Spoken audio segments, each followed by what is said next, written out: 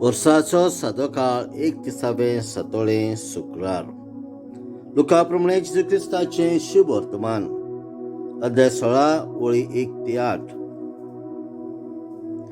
आपल्या शिसांक जेजून अशें सांगलें.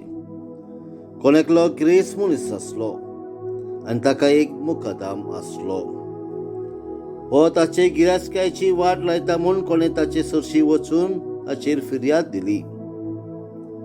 हाका आपोवन हाडून दोनयान विचारलें, तुजे विशीं हांव हें आयकतां तें कितें?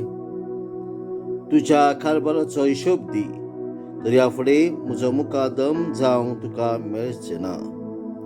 तेन्ना मुखादमान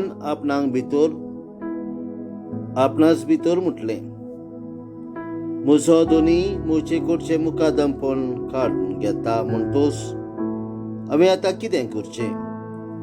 खणूंक म्हाका सोकत ना, भीक मागूंक म्हाका लॉज दिसता. बरें, म्हाका मुखादमापणा वेलो निकळयल्या उपरांत कोणें तरी म्हाका आपणागेर घेवचे खातीर हांवें कितें करचें तें म्हाका कळलें. आपल्या दुनियाच्या एकल्या रीणकाराक आपोवन पयल्या लागीं विचारलें, म्हज्या दोनयांक तूं कितें देवो आसाय? ताणें जाप दिली, 100 मापां तेल. हाणें ताका सांगलें, तुजी तारून शीट घे, वेगी बस आनी ताचेर 50 बरय.